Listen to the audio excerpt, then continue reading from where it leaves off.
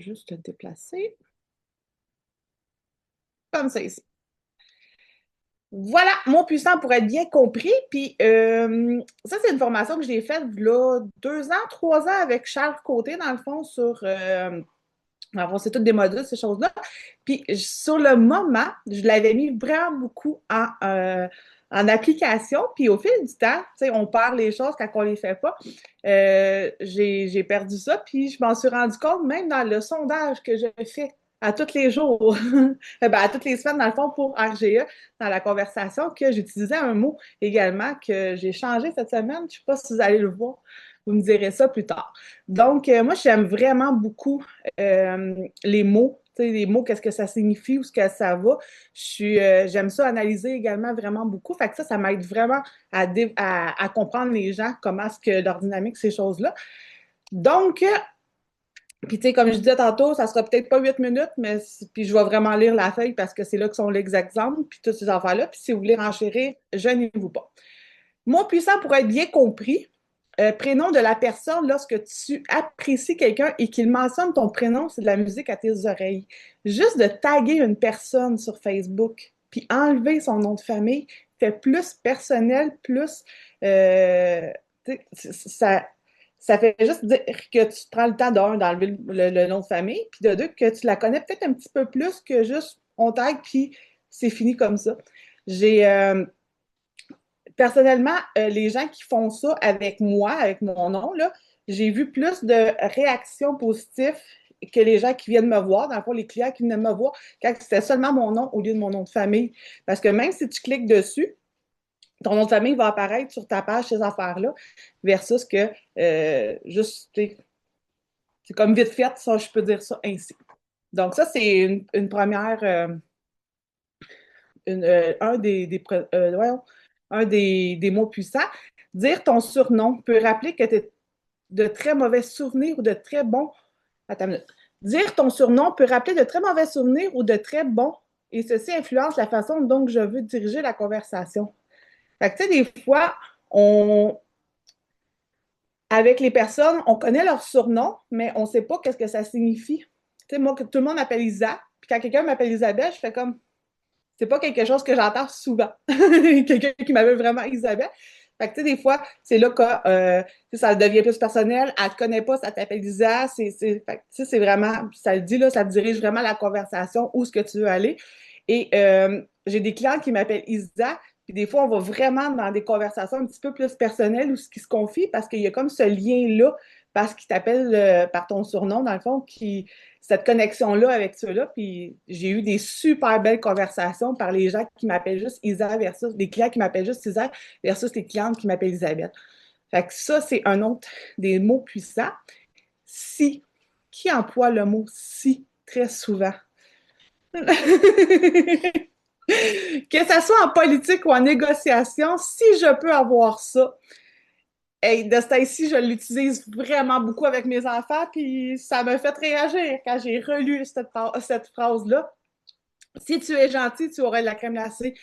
La phrase après le si devient donc notre vouloir existant, mais il y a un si. Toi, tu t'es commis, mais pas la personne. Fait que, qu'est-ce que ça vous résonne dans votre tête, ça? Dans vos silences? Dans le fond, En fait, ça résonne une condition. Un si, c'est une condition. Ça peut être sous forme aussi. Moi, souvent, la petite, elle va me dire ça. Ben, si tu me donnes pas du dessert, même si j'ai pas mangé, ben, moi, je vais jeter mon assiette par terre. Exemple, là, j'extrapole, mais ça ressemble des fois à ça sensiblement. exactement. Puis, tu sais, souvent, dans la négociation ou avec un client, tu sais, tantôt, je parlais de ma marocaine, tu sais, ouais, mais si je t'achète plus, est-ce que je vais. Non, ça va revenir à la même affaire. Fait que le si est vraiment, tout dépendant de la phrase, là, mais souvent, on s'enligne là-dessus, là. C'est vraiment. Puis, attends, il donnait aussi l'exemple. Euh, ouais, c'est ça. Excusez, j'ai eu un petit blanc de mémoire. Il donnait comme exemple, juste avec tes amis, est-ce qu'on va souper? Puis là, tu dis, pas aujourd'hui, mais si j'ai du temps la semaine prochaine, je vais te rappeler. Mais toi, tu te commets à te rappeler la semaine prochaine, juste pour un souper que probablement que tu n'auras pas le temps de faire, mais là, tu sais, avec le. Quand ça dit ça connecte, pas ça te connecte, mais ça te. Voyons. Ça grince, ça criche. Tu sais, c'est comme ça gruge. Fait que le si est vraiment à décortiquer puis faire attention des fois quand on l'emploie. Le mais peut soit annuler ce que tu viens de dire, je t'aime, mais, et le mais peut servir comme intonation pour amener quelque chose qui a plus de valeur. J'ai oublié d'acheter du lait, mais j'ai pensé à toi et j'ai trouvé ça en chemin des fleurs, exemple. Fait que, tu sais, ça dit ce que ça a à dire. Fait que c'est un mot que j'avais enlevé vraiment beaucoup de mon vocabulaire. Puis ça vient à réfléchir aussi dans ta tête. Quand tu viens pour le dire, je fais des fois comme oh non, faut pas que j'ai ça, faut que j'aille par d'autres choses. Puis il disait le mais, je vais le remplacer beaucoup par cependant, ce que j'ai fait dans la conversation. Fait que c'est beaucoup moins. Puis c'est vrai que je t'aime, mais quoi? Pourquoi mais? Je t'aime, point. Donc, voilà pour le mais, parce que une explication que les gens aiment comprendre, ça prend une raison. En leadership, on utilise beaucoup ça. On va aller nettoyer la cour de M. Tremblay parce qu'il est malade. Et nous allons l'aider. Puis, tu sais, c'est pas, je vais relire, là, mais c'est pas des mots toujours négatifs. Hein? C'est vraiment des mots, comme on dit, des mots puissants pour amener à quelque chose. Je vais juste relire le parce que. Une explication que les gens aiment comprendre. Ça prend une raison. En leadership, on utilise beaucoup ça. On va aller nettoyer la cour de M. Tremblay parce qu'il est malade et nous allons l'aider dans cette période difficile parce que nous l'aimons beaucoup. Fait que, tu sais, c'est vraiment, ça donne une intensité à le pourquoi qu'on va aller avec ça, à condition que ça soit favorable pour eux autres. Parce que oui, on peut l'utiliser beaucoup dans le négatif également. Fait que, tu sais, des fois, le parce que utilisé avec le mais dans la même phrase va contrebalancer le pourquoi qu'on va le faire. Aider est un autre mot puissant. Au lieu de dire un ordre, on demande de l'aide. Fait que, tu sais, ça change beaucoup l'affaire. Puis là, tu sais, je vais parler parce que je suis vraiment là-dedans avec mes enfants. Euh, Demander de l'aide à tes enfants versus d'aller, tu sais, va ranger ta chambre. Si tu sais, un ordre, ils vont s'opposer, ça va être le bordel. Tu sais, aide-moi à ramasser ta chambre, ça va changer toute la dynamique dans tes relations avec eux, puis juste dans la conversation également. Puis ça c'est vraiment applicable dans tout. Tu sais, avec les employés, ça peut être la même affaire. Tu sais, demander de l'aide versus va faire ça, va là, tu sais, j'ai besoin d'aide, il faut monter ça, comme là, je suis généralement des cuisines, mais il faut faut sortir cette cuisine-là le plus rapidement possible parce que justement le client attend avec, puis il aimerait ça vraiment beaucoup l'avoir pour là. Fait que ça change toute la dynamique du mot quand on demande de l'aide versus de donner un ordre. Non. Le mot non, non peut être stratégique. Tu dis non et après tu expliques ce que tu veux. Ou simplement dire non souvent aux autres. En dire moins, mais en faire plus, c'est tellement puissant. Promets moins et fais. Voyons. Promets moins et fais-en plus ou égal. Voyons. Non est un mot stratégique. Tu dis, je comprends pas la phrase, ça va bien? Bref. Dire non. Présentement, on est vraiment beaucoup dans ça. Là. Je ne sais pas pour vous chez vous, là, mais la société en général n'aime pas se faire dire non, aime beaucoup d'explications, mais avec un non, il n'y a pas toujours une explication. Des fois, on peut rendre ça simplement. Fait que, rendu là, c'est à vous de voir comment est-ce que vous réagissez avec ça, mais non est vraiment un non puissant. Puis je pense que selon la situation dans laquelle tu es, un non avec une explication peut être très pertinent, puis d'un autre côté, peut ne pas l'être non plus. T'sais, juste un non, ça conclut la conversation, ça l'amène pas à de l'argumentation. Fait que, encore là, ça reste un mot puissant, tout dépendant qu'est-ce que tu fais avec par la suite. Un moment de silence. Les silences rendent les gens inconfortables, surtout les dominants. Soit ils vont parler en premier, ou soit tu fais monter le stress dans leur corps. Terminer une phrase rapidement, ne rien dire et regarder la personne dans les yeux. Ça, moi, j'haïssais ça, les mots, les moments de silence. Il fallait toujours que je parle. Puis je pense que Noémie aussi, hein, on se comprend vraiment beaucoup. Maintenant, c'est plus, tu sais, à force de pratiquer, c'est moins confortable, justement.